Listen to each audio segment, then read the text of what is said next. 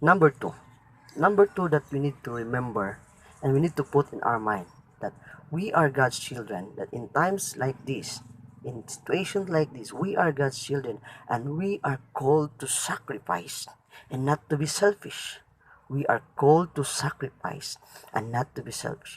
It's a sad truth to see and to uh, look at what's happening in our surrounding right now, especially in our nation, the one that we call the Christian nation. uh, it's so sad and how this Christian nation respond to this situation. In times like this, we need to stand that we are called to sacrifice. As what it said in Philippians chapter 2 verse 34. That don't be selfish. Don't try to impress others. Be humble, thinking of others as better than yourself. Don't look out only for your own interest, but take an interest in others also. In times like this, Christians should stand that we are not called to be selfish. We are called to sacrifice. We are called to demonstrate the greatest character that our Lord Jesus Christ has demonstrated in this world. As He came to this world, He is not selfish. He is a God that demonstrates to us a life that is not selfish, but a life that is full of sacrifice. That He is always looking for the benefits of others. He is not looking for His own interest, but He is looking for the interest of others.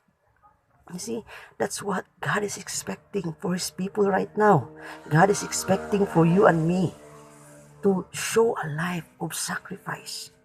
It's so it's so sad to hear that there are people who take opportunity and grab the situation, see, uh, and make this situation as an opportunity for them to gain more money.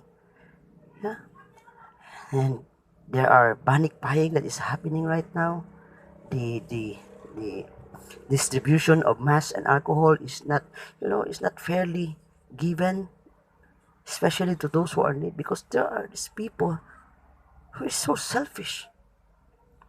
And thank God that you are God's children. We are God's people. That in times like this, we need to stand that we are called to sacrifice. That we are not selfish. We are called to look for those who are in need. In times like this, God is looking for you. God is waiting for you to do an action on what you can do for others that are in need. Yeah, there are people who try to buy all the face mask and all the alcohol, even though she knows that there are those people who don't have enough. See, this is how this Christian nation responds to this problem that we have. Remember this, don't forget that in times like this, children of God must show a life that is willing to sacrifice. You know, it's so hard to be out from being together, to worship God with our brothers and sisters together. But we need to sacrifice because this is not a call, this is not a call and a challenge to to conflict our stand, our faith, but this is a call for safety and security for all. That's why Christians must understand and always look on to the need of others. God gave His life for us. He died for us to show to us that we need to live a life full of sacrifices. We are God's children and we are called to sacrifice and not being selfish. And every time you do an act of sacrifices, there is always victory. There is always victory. When Jesus chose to sacrifice than to be selfish, He won the battle. He became victorious.